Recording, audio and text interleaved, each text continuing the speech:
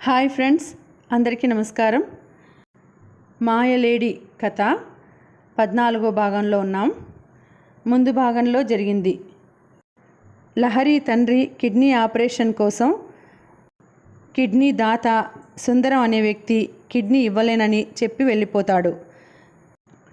లహరి డాక్టర్తో మాట్లాడి వెళ్ళిపోతూ ఉంటుంది. ఇంతలో నిరంజన్ కనిపిస్తాడు.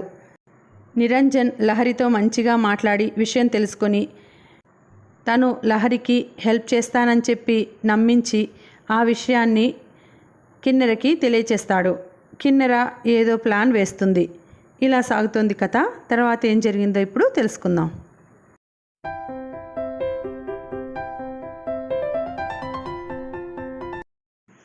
కలిసొచ్చే కాలం వస్తే నడిచొచ్చే బిడ్డ పుడతాడు. సరిగ్గా అలాగే జరిగింది నిరంజన్ విషయంలో. అడ్వకేట్గా వృత్తిలోకి అడుగు పెట్టాక ఈరోజు మొదటిసారిగా కేసు ఓడిపోయాను. దీన్ని గ్రాండ్గా సెలబ్రేట్ చేసుకోకపోతే ఎలా? మంచి బార్కి తీసుకెళ్ళు నిరంజన్ అన్నాడు షమ్మి ఓ రోజు సాయంత్రం కోర్టు నుండి బయటికి వస్తూ. నీకు తాగుడు నేర్పిన పాపం నాకెందుకు? ఆంటీ నన్ను తిట్టడానికా? వద్దు బాబు, నీకంతగా తాగాలనుంటే బార్లకి ఒకరు దారి చూపాలా? నీ జేబులో పర్సుంది, చేతిలో కారుంది, అలా అలా వెళితే బారుంది అన్నాడు నిరంజన్. అన్నీ ఉన్నాయి కానీ కంపెనీ లేకపోతే మజా ఉండదు. బెట్టు చేయక కారెక్కు అన్నాడు షమ్మి. నీకు కంపెనీ కావాలంటే ఇంకెవరినైనా చూసుకో, నన్ను వదిలేయి. ఆ రోజు రాత్రి ఆంటీ ఫోన్ చేసి ఎన్ని తిట్లు తిట్టిందని. ఈరోజు ఆంటీకి తెలిస్తే కదా మనం మజా చేసుకున్న సంగతి అన్నాడు. నువ్వు ఊగుతూ తూగుతూ ఇంటికి వెళితే ప్రత్యేకంగా ఆంటీకి చెప్పాల్సిన పని లేదు అన్నాడు నిరంజన్. అసలు మనం ఇంటికి వెళ్ళం కదా. ఈ రాత్రికి ఏ లాడ్జింగ్లోనో గది తీసుకొని ఉండిపోతాను. రేపు మమ్మీకి ఫ్రెండ్ ఇంట్లో ఉండిపోయానని చెబుతాను అన్నాడు షమ్మి. అమ్మో, అప్పుడే ఎంత ఎదిగిపోయావు! ఈ లైన్లో అబద్ధాలు చెప్పే స్థాయికి ఎదిగిపోయావంటే గురువుని మించిన శిష్యుడివే అయ్యావన్నమాట. లోపల మహదానందంగా ఉంది నిరంజన్కు. తను పనిగట్టుకుని వీడికి తాగించే శ్రమ తప్పింది. అప్పుడే తప్పు కప్పిపుచ్చుకునే ప్రయత్నం కూడా మొదలుపెట్టాడంటే నైతికంగా వీడి పతనం శీఘ్రంగా జరిగిపోతోందన్నమాట. కిన్నెర పథకం సులువుగా పూర్తయిపోతోందన్నమాట. కాగల కార్యం గంధర్వులే తీర్చారన్నట్టుగా తన చేతికి మట్టి అంటకుండా పని జరిగిపోతుంటే అతడిలో సంతోషం పొంగి పొంగి రాసాగింది.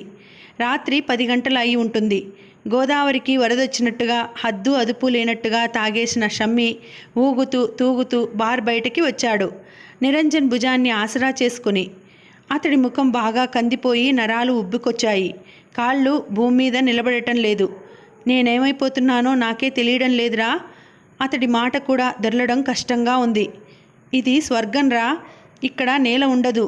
అలా అలా స్పేస్లో తేలిపోతున్నట్టుగా ఉంటుంది. ఏదైనా లాడ్జింగ్లో నన్ను దించేసి వెళ్ళిపో అడిగాడు షమ్మి.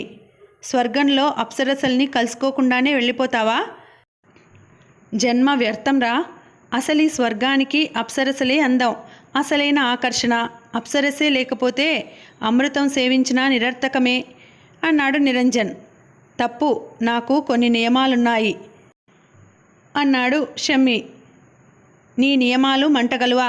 ఒక ఆడదే నిన్నింత మోసం చేశాక నువ్వు మగాడివి మడికట్టుకోవడం ఏమిట్రా? ఇవన్నీ చేతగాని చవటలు చెప్పే మాటలు. ఒక్కడివి ఈ రాత్రి హోటల్ గదిలో పడి ఉంటానంటే నేనెలా ఒప్పుకుంటాను? నీకు తోడును సమకూర్చే ఇంటికి వెళ్తాను. ఛీ, తప్పురా, అలా మాట్లాడకూడదు. మగాడికైనా సరే ఓ నీతి ఉండాలనే మనిషిని నేను.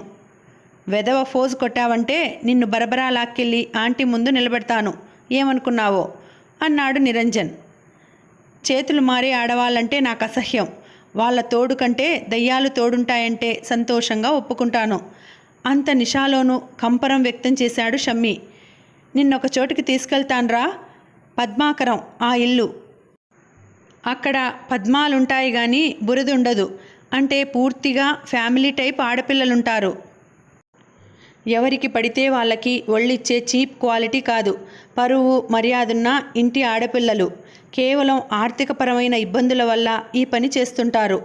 మూడో కంటికి తెలియకుండా పద్మిని అన్న ఆవిడ మేనేజ్ చేస్తూ ఉంటుంది. ఇది ఒక రకం సోషల్ సర్వీసే కదా అంటుంది. ఆర్థికంగా ఇబ్బందుల్లో ఉన్న ఆడపిల్లలకి వాళ్ళ పరువు మర్యాద పోకుండా తనిచ్చే చేయూత ఇది అంటుంది. అన్నాడు నిరంజన్. అమ్మాయిల్ని తార్చడం సోషల్ సర్వీసా? అదేవతో చెప్పించుకొట్టాలి అన్నాడు షమ్మి. చిత్తుగా తాగి సాంఘిక బాధ్యత గురించి మాట్లాడటం తప్పురా అన్నాడు నిరంజన్. గుంగట్లో తింటూ వెంట్రుకలు ఏరకూడదంటావు. ఆల్ రైట్, తాగి చెడ్డవాడికి ఇంక చెడేదేముంది బాయ్, పద పద్మాకరానికి హుషారు తెచ్చుకుంటూ చిన్నగా ఈల వేశాడు షమ్మి. నీకు ఏ అమ్మాయి అయినా నచ్చిందనుకో, నువ్వు కోరుకున్నన్నాళ్ళు నీకే సొంతంగా ఉంటుంది. ఇంకెవరికేసి కన్నెత్తి చూడదు. కట్టుకున్న దానితో సుఖించినంత తృప్తిని వాళ్ళు నీకు కలిగిస్తారు. అది మనకు పద్మిని అందించే స్పెషాలిటీ అన్నాడు. మనస్ఫూర్తిగా ప్రేమించిన లహరి వల్ల జరిగిన వంచన అతడికి నైతిక విలువల మీదే నమ్మకం పోగొట్టేలా చేసింది. సీతా సావిత్రులు జన్మించిన ఈ పుణ్యభూమిలో ఆడవాళ్ళింత చెడిపోయారే, ఇక మగవాళ్ళు శ్రీరామచంద్రులు కావాలని ఎక్కడుంది అనుకున్నాడు షమ్మి. షమ్మి ఒక విధమైన విరక్తితో పద్మాకరానికి వెళ్ళడానికి అంగీకరించాడు. తాగుడు మైకం అతడిలోని విచక్షణ జ్ఞానాన్ని హరించింది. అప్పటికి రోడ్ల మీద జనసంచారం బాగా తగ్గింది. రణగుణ ధ్వనిగా ఉండే పరిసరాలు ప్రశాంతతని సంతరించుకుంటున్నాయి. కొద్ది నిమిషాల తరువాత పద్మాకరం అన్న అక్షరాలతో నల్లరాతి ఫలకంతో ఉన్న గేటు ముందు ఆగింది కారు. గేటు ముందున్న గూర్ఖా నిరంజన్కి సుపరిచితుడైనట్టు ఉన్నాడు. శాల్యూట్ కొట్టి గేటు తెరిచాడు. కారు బిల్డింగ్ ముందు ఆపి దిగాడు నిరంజన్. నేను లోపలికి వెళ్ళొచ్చి నిన్ను తీసుకువెడతాను అంటూ అతడు చకచకా లోపలికి వెళ్ళిపోయాడు. షమ్మిని ఒంటరితనం ఆవరించడంతో మెదడు మత్తు నుండి బయటపడసాగింది. మనసా వాచా కర్మణ అగ్నిసాక్షిగా పెళ్లాడిన స్త్రీకే అంకితం కావాలనుకున్న తను కిరాయి స్త్రీల పొందు కోసం ఇక్కడికి రావడం ఏమిటి? అంతకు ముందుదాకా ఇటువంటివి ఎరుగని అతడిలో మెల్లగా సంఘర్షణ ప్రారంభమైంది. నిరంజన్ లోపలికి వెళ్ళేసరికి హాల్లో లహరి కూర్చుని ఉంది. ఇతడి కోసం చాలాసేపటి నుండి నిరీక్షిస్తున్నట్టుగా ఉన్న ఆమె ఇక రారేమో వెళ్ళిపోదాం అనుకున్నాను అంది. పద్మిని కలిసిందా అడిగాడు నిరంజన్. ఊహూ, ఆమె బయటికి వెళ్ళిందట. వస్తుంది కూర్చోండి అని చెప్పింది ఒక ఆమె. మీరు ఫోన్ చేయగానే ఆటో తీసుకుని వచ్చేశాను. 2 గంటలు గడిచిపోయాయి చెప్పింది లహరి. ఇంటింటి పూజారి ఎక్కడ హస్కు కొడుతూ కూర్చోందో. నాకు 9 గంటలకు అపాయింట్మెంట్ ఇచ్చింది. నేను వెళ్ళి తీసుకొస్తా గానీ ఈలోగా నువ్వు ఒక పని చేయాలి సుధా. కారులో షమ్మి ఉన్నాడు. అతడి పరిస్థితి ఏం బాగాలేదు. ఇక్కడ కాసేపు విశ్రాంతి తీసుకుంటాడు. నువ్వు కాస్త అతన్ని చూడు రిక్వెస్ట్ చేస్తున్నట్టుగా అన్నాడు నిరంజన్. నేనా అంది లహరి. నువ్వే ఏం, ఎందుకంత ఆశ్చర్యం? కళ్యాణ మండపంలో అతడు చూసిన చూపు నేనింకా మర్చిపోలేదు. అంత ప్రేమించిన మనిషి అంతగా ద్వేషిస్తాడని అనుకోలేదు. ఇంతకీ ఏమైంది మీ స్నేహితుడికి అడిగింది లహరి. కొంచెం ఓవర్లోడ్లో ఉన్నాడు. ఈ స్థితిలో తల్లి చూస్తే తిడుతుంది. అందుకని నా వెంట తీసుకొచ్చాను. నేను తిరిగి వచ్చే వరకు నువ్వు అతన్ని కనిపెట్టి ఉంటే చాలు. నేనొచ్చి నాతో తీసుకుపోతాను అన్నాడు నిరంజన్. భేష్, పథకం పూర్తిగా పారిందన్నమాట. ఆ దెయ్యానికి మీరింకా సాయం చేస్తున్నారా అంది లహరి. అగ్నిదేవుడి అజీర్తి పోగొట్టడానికి కాండవ దహనంలో ఎన్నో అమాయకపు జీవుల బలి. స్నేహితుడు ఇలా కావడం నాకు మాత్రం ఇష్టమా? నాలో ఎంత దావానలం చెలరేగుతుందో నీకేం తెలుసు? ఏ కాస్త తేడా వచ్చినా ఈ మెడ మీద తలకాయ ఉండదు. ఏం చెయ్యను? ఆ మనిషితో సహవాసం చేయడమే మేం చేసిన తప్పు. నువ్వు, నేను, సుహ అందరం ఆమె చేతిలో పావులం అన్నాడు నిరంజన్. ఏయ్ మణి, కొంచెం ఇలారా అంటూ ఆ ఇంట్లో పని మనిషిలా ఉన్న ఒక ఆమెను వెంటబెట్టుకొని బయట కారు దగ్గరికి వచ్చాడు. దిగరా, ఈమె ఇంట్లోకి తీసుకువెడుతుంది. నేను అంతా అరేంజ్ చేసి వచ్చాను. అత్తారింట్లో కొత్తల్లుడిలా ఈ రాతిని పండించుకో. ఏమాత్రం సిగ్గుపడినా ఒక స్వర్గాన్ని మిస్ అవుతావు. బెస్ట్ ఆఫ్ లక్ అన్నాడు నిరంజన్. షమ్మిని ఇంట్లోకి పంపి నిరంజన్ కారెక్కి స్టార్ట్ చేసుకు వెళ్ళిపోయాడు. మణితో 2 అడుగులు వేసి మనసు ఎదురు తిరుగుతున్నట్టుగా అయ్యి చివ్వున వెనుతిరిగేసరికి నిరంజన్ కారుతో సహా మాయమైపోయాడు. స్టూపిడ్, వీడు తనని చెడగొట్టడానికే కంకణం కట్టుకున్నట్టున్నాడు. షమ్మి కోపంతో గొనుక్కుంటూ గడప తగిలి క్రింద పడబోయాడు. మణి చప్పున పట్టుకుని విడవడకుండా నడిపించసాగింది, అతడి చెయ్యిని తన భుజం మీద వేసుకుని. ఇలాంటి మందుబాయిలతో వేగడం కొత్త కాదన్నట్టుగా ఉంది ఆమె అతన్ని తీసుకెళ్లడం చూస్తుంటే. ఈరోజు కేసు ఓడిపోయానన్న సాకుతో చిత్తుగా తాగింది నేను కదా. నా బుద్ధి గడ్డి మేస్తుంటే ఒకరిని అనే పనే ఉంది. పైకే సనుగుతున్న అతడి మాటలకి మణి చిన్నగా నవ్వసాగింది. మందుబాయిలెప్పుడు మనసుకు ముసుగులు తీసేస్తుంటారు. నిజం మాట్లాడని వాళ్ళు సైతం ఆ సమయంలో నిజాలు మాట్లాడతారు. సొక్కుతూ సోలుతూ ఉన్న అతన్ని లహరి ఉన్న హాల్లో నుంచే మెట్లెక్కించి పైకి తీసుకెళ్ళింది మణి. కళ్ళు పత్తికాయల్లా చేసుకుని అతన్నే చూస్తున్న లహరిని చూడలేదు అతను. తన ధోరణిలో తను ఏదో సనుక్కుంటున్నాడు. ఎంత క్రమశిక్షణ గల మనిషి ఎలా అయ్యాడు? ఇంటికి వెళ్ళడానికి ముఖం చెల్లక ఈ రాత్రి పరాయి పంచిన తల దాచుకోవడానికి వచ్చాడంటే అతడెంత దిగజారిపోయాడో అర్థమవుతోంది. పగబట్టిన ఆడది తలుచుకుంటే చేయలేనిదేమీ లేదని నిరూపించింది కిన్నెర. షమ్మీని గదిలో మంచం మీద పడుకోబెట్టి షూస్ విప్పింది మణి. మీరు కాసేపు రిలాక్స్ అవ్వండి, నేను వెళ్ళి మీకు కావలసిన వాళ్లను పంపిస్తాను అని చెప్పి వెళ్ళిపోయింది. షమ్మీ మంచం మీద ఒరిగిపోయాడు. మంచం పక్కన స్టూల్ మీద వెలుగుతున్న అగరొత్తుల నుండి వెలువడుతున్న పరిమళాలు గదంతా వ్యాపించి ఉన్నాయి. అదొక మత్తుగా, అదొక లోకంలా, శోభనపు గదిలా అలంకరణ. ప్రక్కన స్టూల్ మీద పాలు, పళ్ళు, స్వీట్స్, గోడలకు రతిభంగిమలో చిత్రాలు. షమ్మీకి ఇదంతా కంపరంగా ఉంది. అగ్నిసాక్షిగా పెళ్లాడిన భార్యతో జరగాల్సిన ఫస్ట్ నైట్ ఒక కాల్గర్లుతోట జరుగుతోంది. చిచి, తనెంత దిగజారిపోయాడు! తక్షణం ఈ గది విడిచి పారిపోవాలనిపించింది. లేవబోయాడు. శరీరం సహకరించలేదు. దబ్బున కింద పడ్డాడు. అమ్మా! చప్పున వచ్చి పట్టుకుంది లహరి. దెబ్బ తగిలిందా? మృదువుగా అడిగింది. బిడ్డకి దెబ్బ తగిలితే అమ్మ గొంతులో వినిపించే లాలింపు, ఒక కాల్గర్ల్ గొంతులో ఈ లాలింపు, ఈ మృదుత్వం ఎక్కడివి? ఆ స్పర్శ ఎంతో మృదువుగా ఉంది. అమ్మ ఒడిలో సేద తీరుతున్నంత హాయిగా ఉంది. కాల్గర్ల్ కాదిమే, ఒక దేవత అనుకున్నాడు. అరమూతలైన కళ్ళని బలవంతాన విప్పి చూశాడు షమ్మీ. ఏదో రాక్షసి చేతిలో చిక్కడినట్టుగా ఉలిక్కిపడ్డాడు. వేల వేల వోల్ట్ల కరెంటు తాకినట్టుగా విదిలించి దూరం జరిగాడు. రామేశ్వరం పోయినా శనేశ్వరం వదిలినట్టుగా ఇక్కడా నువ్వే దాపురించావా నా ప్రాణానికి? అతడి చీత్కారం లహరి గుండెలో వాడి అయిన శరంలా దిగింది. నిరంజన్ కాస్త మిమ్మల్ని చూడమని చెబితే పాలిపోయిన ముఖంతో అంది. చివరికి ఈ పద్మాకరంలో ఒక పద్మినిగా అవతారం ఎత్తావన్నమాట. డబ్బు కోసం, వెధవ డబ్బు కోసం. నీకు కావాలంటే నీ ముందు నోట్ల కట్టలు కుప్పలు కుప్పలుగా పోసేవాడిని కదా అన్నాడు. మీరేమంటున్నారో నాకు అర్థం కావడం లేదు అంది లహరి అమాయకంగా. ఈ రాత్రికి నీ రేటెంత అడిగాడు. ఎదుట పిడుగు పడ్డట్టుగా నిశ్చేష్టురాలైపోయింది. చుట్టూ మంటలు వ్యాపిస్తున్నట్టుగా, తనందులో దగ్ధం అయిపోతున్నట్టుగా, మనసులో హాహాకారాలు. నేను దిగజారానో లేదో నా మనసుకు తెలుసు గాని మీరు మాత్రం దిగజారారు. ఆడదానికి వెలకట్టేంత దిగజారారు. ఈ మనిషినేనా నేనొకనాడు ప్రేమించింది అనుకుంటుంటే సిగ్గుతో చచ్చిపోవాలనిపిస్తోంది అంది లహరి. ప్రేమ, ఆ రెండక్షరాలు ఎంతో పవిత్రమైనవి. ఆ పదాన్ని నీ పాపిష్టి నోట ఉచ్చరించి మలినపరచకు అన్నాడు షమ్మీ. ప్రేమకు ఔన్నత్యం మీరిస్తారు కాబోలు. అందుకేగా చావైనా బ్రతికైనా కలిసి పంచుకుందామన్న మీరు బ్రతికుండగా నన్ను చంపుతున్నారు. ఒకసారి ఆడదాన్ని చెయ్యి పట్టుకుని విడిచేవాడు మగాడే కాదు నా దృష్టిలో. ప్రపంచమంతా శత్రువైనా పోరాడి తన దాన్ని కాపాడుకునేవాడే అసలైన మగాడు. ఫోటోలు, ప్రేమలేఖలు చూడగానే ఒక సాదాసీదా మగాడిని అనిపించుకొని పెళ్లి మండపంలోంచి వెళ్ళిపోయారు అంది లహరి. ఫోటోలే కాదు, వీడియో క్యాసెట్ కూడా చూశాను. నా జన్మ తరించిందనుకో. ఎందుకో తెలుసా? నిన్నతడు ముద్దు పెట్టుకోవడం చూసి అన్నాడు షమ్మీ. మీరు నన్ను నిజంగా ప్రేమిస్తే ఇవేవీ నమ్మేవారు కాదు.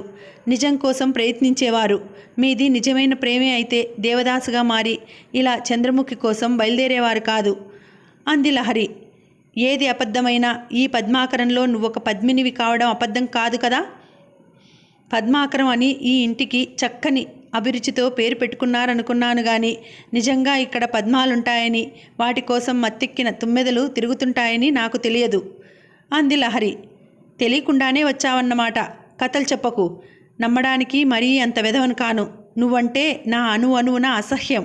వెళ్ళు నా కళ్ళ ముందు నుండి ఆవేశంగా అన్నాడు షమ్మీ. ప్రాణాలకు తెగించి నిజం చెప్పినా వినిపించుకునే స్థితిలో లేడతడు. అంతగా విషపూరితమైపోయింది అతడి మనసు. ఈ ప్రపంచంలో మిన్నాగుల కాటుకైనా విరుగుడు ఉంటుందేమో గాని మనిషి కాటుకు విరుగుడు లేదు. ఏం చెప్పినా కట్టుకథగా కొట్టివేసే అతడికి ఏం చెబుతుంది? ఇదంతా కిన్నెర సృష్టించిన మాయాజాలమని చెప్పినా నమ్మని స్థితికి వచ్చాడతడు. లహరి శరీరంలో మనసులో శక్తినంతా ఎవరో పీల్చేసినట్టుగా అయింది. నీరసంగా కాళ్ళీడుస్తూ గది దాటి బయటకు వచ్చింది. ఏ పద్మినిని కలవాలని వచ్చిందో ఆ పద్మినిని కలవకుండానే బయటపడింది. నయం, ఆమెను ఎవరూ ఆపే ప్రయత్నం చేయలేదు. ఒక కత్తుల బోన్లో నుంచి బయటపడ్డట్టుగా ఫ్రీగా గాలి పీల్చుకుంది లహరి. షమ్మీ ముందు తనని కాల్ గర్ల్గా నిలబెట్టడం ఒకటే నిరంజన్ ఉద్దేశం. అంతకు మించి దురుద్దేశం కలగనందుకు తను సంతోషించాలి. ఆ పద్మిని తనని బంధించి ఏ రెడ్ లైట్ ఏరియాకు అమ్మేస్తే తనకి ఎవరూ దిక్కయ్యేవారు కాదు అనుకుంది. కుక్కల మధ్య పడిన ఎంగిలి విస్తరాకు అయ్యేది తన బ్రతుకు. ఒక గొప్ప ప్రమాదం తప్పిపోయినందుకు సంతోషం. ఆ ప్రమాదం తలుచుకుంటే వణుకు, భయం రాసాగాయి. ఆ రోజు పోస్ట్లో ఆకాశరామన్న పేరుతో ఒక ఉత్తరం వచ్చింది భారతికి. భారతి గారు, మనిషికి ముందు తన ఇల్లు, తర్వాత సంఘం, తర్వాతే దేశం ముఖ్య పాత్ర వహిస్తాయి. అంటే ముందు తన ఇంటిని ఉద్ధరించుకున్నాకే సంఘాన్ని ఉద్ధరించడానికి, తర్వాత దేశాన్ని ఉద్ధరించడానికి బయలుదేరాలన్నమాట. ఒకవైపు మీ ఇల్లు తగలబడిపోతుంటే ఆ సంగతి పట్టించుకోకుండా సంఘసేవ చేయడం హాస్యాస్పదం కాదా? మీకున్నది ఒకే ఒక పుత్రుడు, వంశోద్ధారకుడు. అతడు సీసాలు ఖాళీ చేసి సానికుంపల చుట్టూ తిరుగుతుంటే మీకేం పట్టకపోవడం విచారకరం. ముందు అతన్ని దిద్దుకుంటే సంఘాన్ని, దేశాన్ని ఉద్ధరించినంత. దేశానికి ఒక చెడ్డ పౌరుణ్ణి ఇచ్చిన తల్లిగా చరిత్రలో మిగలరన్న ఆశతో ఆకాశరామన్న. ఉత్తరం చదివాక శరీరంలో హఠాత్తుగా బీపీ పెరిగినట్టుగా ఒళ్ళంతా వణుకు పుట్టింది భారతికి. షమ్మీ తనకి మాటిచ్చాక అతడు తాగలేదన్న నమ్మకంతో ఉంది. కానీ అతడు మళ్ళీ తాగాడు. తప్పును ప్రేరేపిస్తుందన్నట్టుగా మరో తప్పును కూడా చేశాడు. మందు, మగువ నైతిక పతనానికి పూర్తిగా పరాకాష్ట. ఆ పరాకాష్ఠకి చేరుకున్నాడన్నమాట తన కొడుకు. కన్నందుకు తన జన్మ ధన్యమైపోయింది. మొన్నటిదాకా తన కొడుకును మంచి క్రమశిక్షణలో పెంచిన తల్లిగా గర్వించేది. ఇప్పుడు ఆ గర్వం తుత్తునీయలైపోయింది. షమ్మీ ఇంతగా దిగజారాడంటే నమ్మలేకపోయింది. స్త్రీలంటే అతడికి గౌరవం. వాళ్ల పరోక్షంలో ఎవరైనా తప్పుగా మాట్లాడినా సహించేవాడు కాదు. అలాంటిది వాడే తప్పు చేస్తున్నాడు. ఇదంతా ఆ సుధాలహరి వల్ల వచ్చింది. ఆ పిల్ల వాడి జీవితంలో ప్రవేశించి సర్వనాశనం చేసింది. షమ్మీ సాయంత్రం కోర్టు నుండి వచ్చాడు. దుస్తులు మార్చుకుని బాత్రూంకి వెళ్ళొచ్చి నౌకరు టీ తెచ్చిస్తే తాగుతూ ఉదయం కోర్టుకు వెళ్లే హడావిడిలో సరిగ్గా చదవని పేపర్ చదువుతూ కూర్చున్నాడు. ఆ ఉత్తరాన్ని తెచ్చి అతడి ముఖం మీద కొట్టినట్టుగా విసిరింది భారతి. ఏమిటమ్మా ఇది? చదువొస్తుందిగా, చదువుకో. తల్లి కళ్ళల్లో ప్రజ్వరిల్లుతున్న అగ్నిశిఖ. ఉలిక్కిపడి ఉత్తరం చదవసాగాడు. ముగించేసరికి అతడి ముఖం తెల్ల కాగితంలా తెల్లబడింది. ఇందులో వ్రాసిందంతా నిజమేనా? ఆ రోజు కోర్టులో కేసు ఓడిపోతే మనసు బాగా లేక బార్కి వెళ్ళాను. తాగి ఇంటికి వస్తే నువ్వు తిడతావని నిరంజన్తో వెళ్ళాను. అతడు ఎక్కడికో తీసుకెళ్లాడు. తాగిన మత్తులో అతడికి ఎదురు చెప్పలేకపోయాను. కానీ అక్కడేమీ జరగలేదమ్మా, నన్ను నమ్ము అన్నాడు షమ్మీ. ఎంతో క్రమశిక్షణలో పెంచానే, నువ్వు ఇలా తయారయ్యావంటే నాకు సిగ్గుతో, బాధతో తల బద్దలు కొట్టుకొని చావాలనిపిస్తోంది రోదిస్తున్నట్టుగా అంది భారతి. న్యాయాధిపతి మీ నాన్న, సంఘసేవిక మీ అమ్మ, వాళ్ళకి నీతిమాలిన ఒక కొడుకు. నన్ను క్షమించమ్మా. ఇంకెప్పుడు కొడుకు చెంప చెల్లున వాయించాలని ఉంది.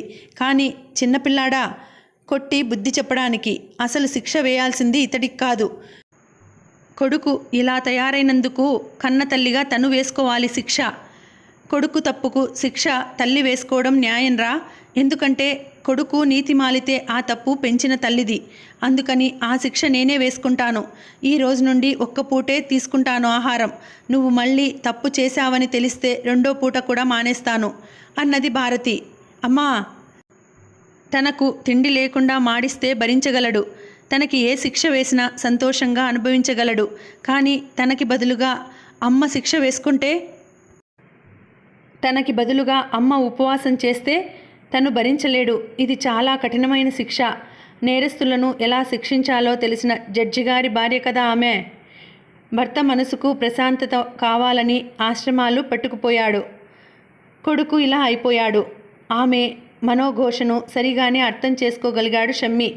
జన్మలో తాగకూడదని ఒట్టు పెట్టుకున్నాడు. మరునాడు ఉదయమే పగిలిన అగ్నిపర్వతంలా వెళ్ళి కిన్నెర మీద విరుచుకుపడింది లహరి. పెళ్లిపీటల మీదికి ఎక్కి దిగే వరకే మన ఒప్పందం. ఆ తర్వాత నన్ను ఏ అధికారంతో ఉపయోగించుకున్నావు? అసలు మన ఒప్పందంలో మాన ప్రాణాలకు ముప్పు కలగకుండా అని ఉంది. నువ్వు చేసిందేమిటి? నన్ను ప్రేమించిన వాడి ముందే నన్ను ఒక కాల్ గర్ల్గా నిలబెట్టావు. ఎందుకు చేసావు ఈ పని? అడిగింది లహరి. ఊరికే నిలబెట్టాను కానీ ఏమీ జరగలేదుగా, నిర్లక్ష్యంగా అంది కిన్నెర. మానవతికి ప్రాణం వదలడానికి ఈ మాత్రం చాలదా? అంది లహరి. గొప్ప మానవతివి, బయలుదేరావు కానీ నోరు మూసుకు వెళ్ళు, ఎగతాళి చేసింది కిన్నెర. నీ ప్రియుడి మీద పగ తీర్చుకోవాలనుకుంటే ఇంతకంటే మార్గం కనిపించలేదా? అంతేలే, చిన్న మనుషులకు చిన్న బుద్ధులు. ఒక దాదాగాడి కూతురికి దాదా బుద్ధులు కాక మరేం వస్తాయి? అంది లహరి. లహరి ఇలా ఎదిరించగలదని కలలో కూడా ఊహించలేదు కిన్నెర. ఏం కూసావే? తుఫాన్లా లేచి లహరి చెంప చెళ్ళుమనిపించింది. ఎంత ధైర్యం నా ఎదుట నిలబడి ఇలా మాట్లాడడానికి? ఆ మాట పూర్తి కానేలేదు. ఆమె 2 చెంపల మీద పిడుగులు పడ్డట్టుగా పడ్డాయి లహరి చేతి దెబ్బలు. ఇంతకాలం తనని ఒప్పందం పేరుతో కట్టిపడేసి చిత్రహింస పెట్టినందుకు ప్రతీకారం తీర్చుకుంటున్నట్టుగా పడ్డాయి దెబ్బలు. ఇదివరకు నీకు అమ్ముడుపోయిన సుధాలహరిని కాదు, బీ కేర్ఫుల్, కోపంగా అంది లహరి. ఏమిటే నీ గొప్ప? అరిచినట్టుగా అంది కిన్నెర. నీలాంటి 100 మందిని కొనగల కోటీశ్వరుడు మోహన్ రావు కూతుర్ని కావడమే నా గొప్ప. నిన్ను, నీ దాదా నాన్నను కాలరా చేయగలడు మా నాన్న. నిన్ను, నీ కుటుంబాన్ని సర్వనాశనం చేయకపోతే చూడు, ఆవేశంగా అంది కిన్నెర. పోవే పిచ్చిమొహమా, అప్పుడు భయపెట్టినట్టే ఇప్పుడు భయపెడదామనుకున్నావేమో. అప్పుడు అమ్మా నాన్న ఏమవుతారో, చెల్లి తమ్ముడు ఏమవుతారోనని నువ్వు బెదిరించినట్టల్లా బెదిరాను. ఇప్పుడు బెదరడానికి నేను అప్పటి సుధాలహరిని కాదు. ఇంతవరకు నా తండ్రి అనుకున్నవాడు నా తండ్రి కాదు, మా అమ్మను లేపుకొచ్చినవాడు. ఇక మా అమ్మ తల్లి అని చెప్పుకోవడానికే సిగ్గుపడేలా చేసిన తల్లి ఆమె. ఇక ఆమెకు, ఆమెను లేపుకొచ్చిన బాబుకు పుట్టిన పిల్లలు నా చెల్లి తమ్ముడు కాలేరు.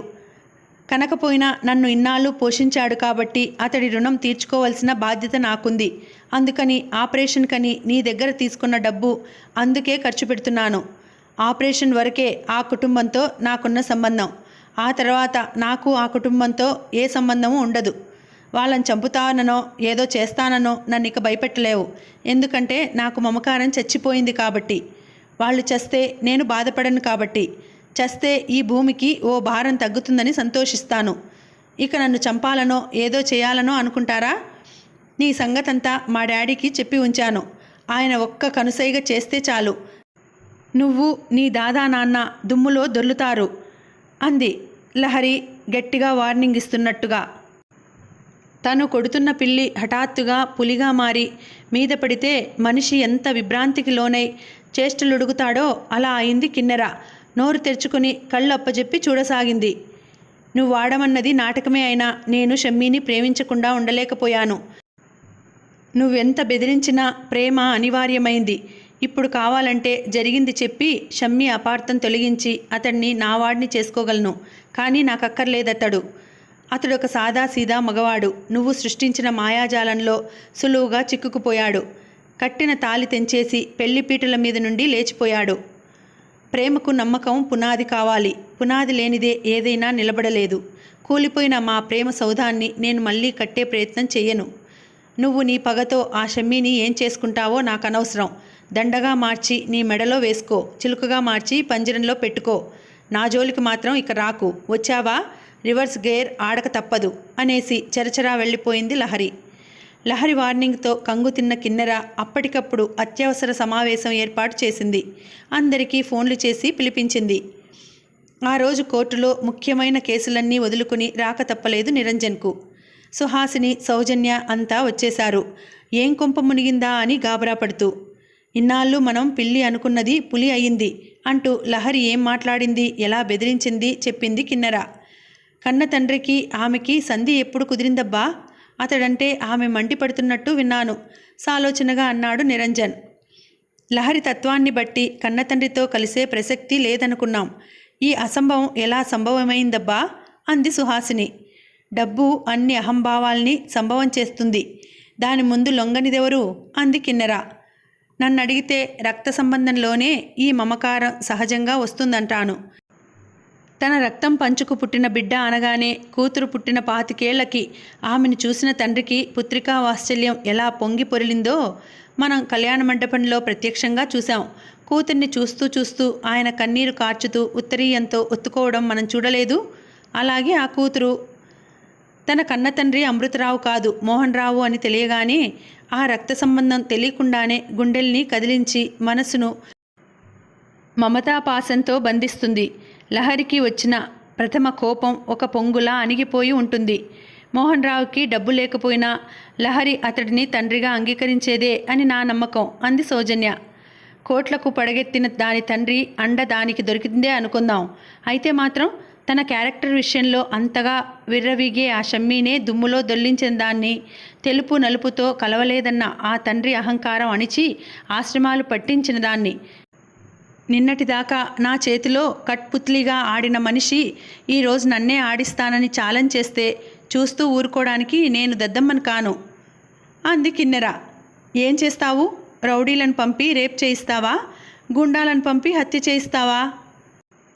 మరణం మనిషికి శాశ్వత సుఖం ఇచ్చేదంటాడు ఒక కవి. నా శత్రువుకు పొరపాటున కూడా అటువంటి సుఖాన్ని ఇవ్వలేను.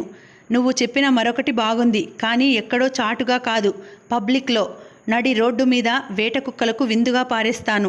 అది షమ్మీ కళ్ళెదురుగా అంది కిన్నెర.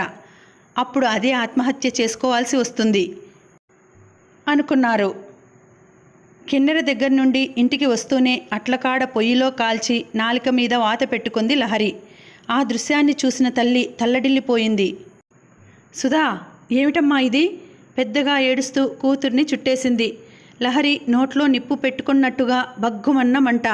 అయినా మనసులో రేగుతున్న మంట ముందు ఈ మంట తక్కువేననిపిస్తోంది. కళ్ళ నుండి ఏరుల్లా ప్రవహిస్తున్న నీళ్లు. లహరి ఆ రోజంతా ఏం తినలేదు, తాగలేదు, మాట్లాడలేదు. మరోరోజు పలక మీద రాసింది, అమ్మ, నాన్నగారు, చెల్లి, తమ్ముడు, మీరు నా ప్రాణం, నన్ను క్షమించండి. దేనికమ్మా ఈ క్షమార్పణ? డగ్గుత్తికతో అడిగారు రావుగారు. ఇప్పుడు ఏమీ చెప్పలేను, చెప్పే సమయం వచ్చినప్పుడు చెబుతాను. పలక మీదే రాసింది. నువ్వు మా నుండి దాస్తున్నావమ్మా. మన హితైషి అనుకున్న సత్యం ఎందుకలా ప్రవర్తించాడో నాకిప్పటికీ అర్థం కావడం లేదు. పెళ్లి పెటాకులు చేశాడు, అంతమందిలో మనల్ని తల వంచుకునేలా చేశాడు. తన కూతుర్ని చేసుకోలేదన్న కసితో ఇలా చేశాడనుకున్నా ఇంకా ఏదో ఉందని నా మనసు చెబుతోంది అన్నారు రావుగారు. మీ మనసు నిజమే చెబుతోంది నాన్నగారు. దురదృష్టవశాత్తు నేనొక విష వలయంలో చిక్కుకున్నాను. బయటపడతానో దానికే బలి అవుతానో తెలియదు. నేను బలి అవుతానని నాకు భయం లేదు, మిమ్మల్ని బలి తీసుకుంటానేమోనని భయంగా ఉంది అని రాసింది లహరి. ఏం జరిగిందో చెప్పు తల్లి, నిన్ను రక్షించుకోవడానికి నా ప్రాణం అడ్డు వేస్తాను అన్నాడు రావుగారు.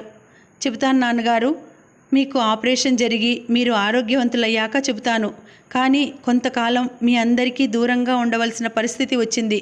మీకు నాకు చెడినట్టుగా నటించవలసి వస్తోంది. మీరు కూడా ఎవరైనా అడిగితే అలాగే చెప్పాలి. కన్న తండ్రిని చూసుకొని మిమ్మల్ని. ఏమిటమ్మా ఇదంతా? నాకేమీ అర్థం కావటం లేదు అడిగాడు రావుగారు. నాకు కొద్దిగా టైం ఇవ్వండి నాన్నగారు, మీకంతా చెబుతాను.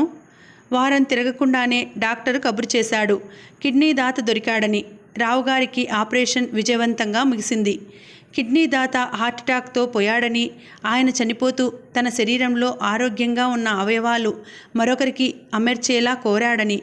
చనిపోయిన వ్యక్తి ఒక సంఘసేవకుడని చెప్పాడు డాక్టర్. కిడ్నీ ఖరీదు చేసే పని తప్పింది. డిశ్చార్జి చేసే రోజు లహరి డాక్టర్ గదిలోకి అడుగుపెట్టి నిశ్చేష్టురాలయ్యి గుమ్మం దగ్గరే ఆగిపోయింది. అక్కడ డాక్టర్కి ఎదురుగా ఉన్న కుర్చీలో మోహన్ రావు కూర్చుని మాట్లాడుతున్నాడు. రా సుధా లహరి, డాక్టరు చిరునవ్వుతో పిలిచాడు.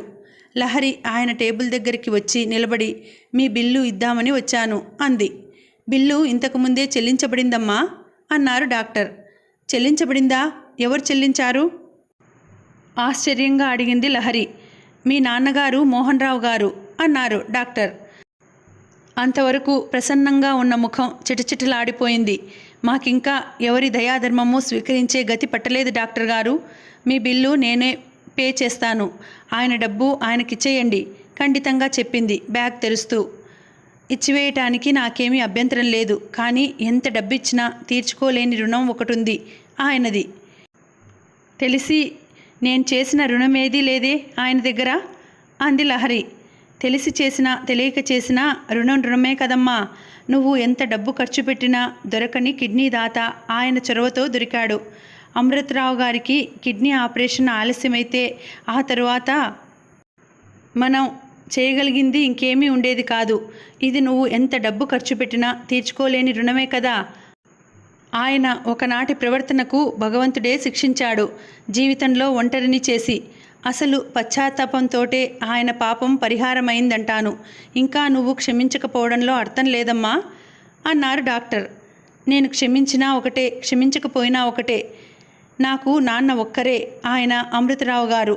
పుట్టి పెరిగిన 25 ఏళ్ల తర్వాత ఇంకెవరో నాన్న అంటే నా మనసు అంగీకరించదు. ఈ 25 ఏళ్ల జీవితంలో అమృతరావు గారి కూతురిగా తండ్రి ప్రేమను సంపూర్ణంగా పొందగలిగాను. ఇంకెవరో ఇవాళ హఠాత్తుగా తయారై ఇవ్వాల్సిందేం మిగల్లేదు అంది లహరి కటువుగా. లహరి ఎంత కటువుగా మాట్లాడినా అంతా సహజమేనన్నట్టుగా సహనంతో భరిస్తున్నాడు మోహన్ రావు. ఆయన జీవితంలో పాఠాలు నేర్చుకున్న మనిషి. డాక్టరే మాట్లాడాడు. నువ్వు తండ్రి ప్రేమను సంపూర్ణంగా పొందిన అదృష్టశాలివి. కానీ అతడు ఏమీ పొందనివాడు కదమ్మా. భార్యకు దూరమయ్యాడు, రక్త సంబంధానికి దూరమయ్యాడు, చివరికి ఎవరూ లేని ఒంటరివాడు అయ్యాడు కదమ్మా. ఇన్నేళ్లకి తన రక్త సంబంధం నీ రూపంలో కనిపిస్తే కన్న తండ్రి ప్రేమను వర్షించకుండా ఎలా ఉంటాడో నువ్వు ఆలోచించమ్మా అన్నారు. ఒక గూడు, అందులో ఒక మగ ఒక ఆడ, ఆ రెంటికి కలిగిన చిన్నారి పిల్లలు మీరు. పిల్లలు పుట్టాక ఆ పిల్లలే జీవితం ఆ రెంటికి. అంటే ఏమిటి? రక్త సంబంధం ఈ ప్రపంచంలో మనిషికే కాదు, పక్షికి పశువులకి కూడా మమతాపాసం అవుతుంది. మరో జీవి కనిపిస్తే చీల్చి చెండాడే పులిలాంటి క్రూర జంతువు సైతం తన పిల్లల మీద ఈగను కూడా వాలనివ్వదు. ప్రేమతో నాకుతుంది, ప్రేమతో సాకుతుంది. ఈ మమతాపాసమే ఒక గూటికి కట్టివేస్తుంది. తన ఇల్లు, తన భార్య, తన పిల్లలు, ఈ వలయంలో బందీ కాని మనిషి అరుదు. సహజమైన విషయాన్ని తిరస్కరించి విచ్చలవిడిగా తిరిగిన వాళ్ళు సహజమైన సంసార మాధుర్యానికి ఎలా దూరమవుతారో మోహన్ రావు జీవితం ఒక ఉదాహరణ. భార్యా పిల్లలను ప్రేమించిన మనిషి ఎంత అదృష్టవంతుడవుతాడో అమృతరావే ఒక ఉదాహరణ. అతడి కోసం ప్రాణం పెట్టే పిల్లలు, అతడు బ్రతకడం కోసం ప్రాణమైనా ఇచ్చే పిల్లలు, అతడు లేని క్షణంలో తను లేనని చెప్పే భార్య. అతడి అదృష్టం ముందు మోహన్ రావు దురదృష్టం మరింత స్పష్టంగా కనిపిస్తోంది కదమ్మా. అందుకే అతడంటే నాకు జాలి. ఆ జాలి వల్లే నేను అతడికి సపోర్టుగా మాట్లాడుతున్నాను.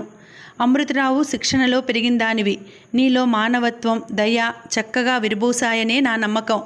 మాటలతోనే మెత్తటి బంధాలు వేస్తున్నట్టుగా అన్నాడు డాక్టర్.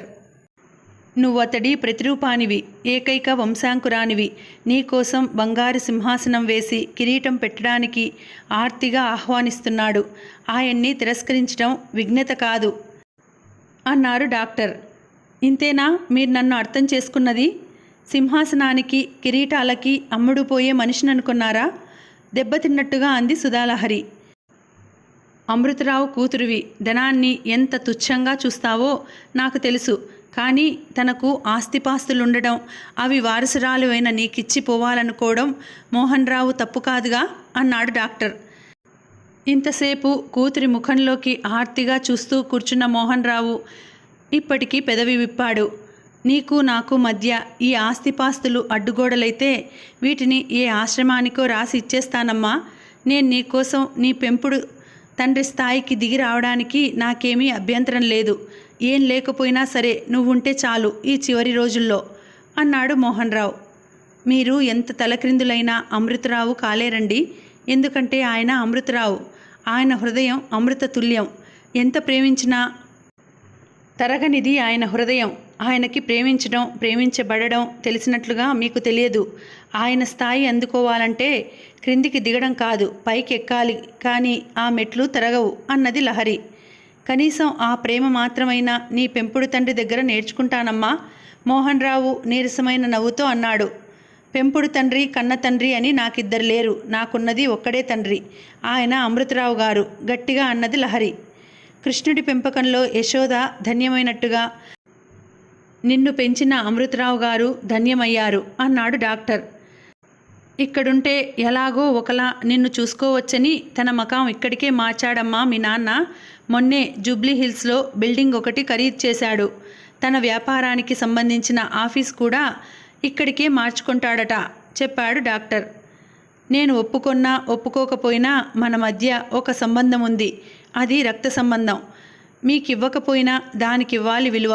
మా నాన్నగారు నాకిదే చెప్పారు. ఆయన మీ గురించి చెబుతూ, లేనిది ఉందనుకోవడం ఎంత తప్పో ఉన్నది లేదనుకోవడం అంతే తప్పు. ఆయనకి నీకు మధ్య ఉన్నది రక్త సంబంధం, దాన్ని కాదనకూడదు అని చెప్పారు. ఆయనకి మీరంటే జాలి. ఆయన ఒంటరి పడవలో నడి సముద్రాన చిక్కడి తీరం కనిపించక అల్లాడుతున్న మనిషి. నువ్వు ఒడ్డున కనిపిస్తున్న చిరుదీపానివి. ఈ దీపాన్ని ఆయన కళ్ళబడకుండా చేయడానికి నేనెవర్ని? అది మానవత్వమున్న మనిషి చేయాల్సిన పని కాదమ్మా అన్నారు నాన్నగారు. ఆయనకి ఎవరి పట్ల ద్వేషం లేదు. అందరినీ ప్రేమించాలంటారు. ఆయన శిక్షణలో పెరిగిన దాన్ని కదా. మిమ్మల్ని నేను ప్రేమించడానికి ప్రయత్నిస్తాను. మీ దగ్గర నేను కొన్నాళ్ల పాటు ఉంటాను. కొన్నాళ్ల పాటే తిరిగి మా ఇంటికి వెళ్ళిపోతాను అంది లహరి. దానికే ఉప్పొంగిపోయాడు మోహన్ రావు. ఈ మాత్రమైనా చాలమ్మా. నా కూతురితో కలిసి ఉన్న ఆనందం కొద్ది రోజులైనా పర్వాలేదు అన్నాడు.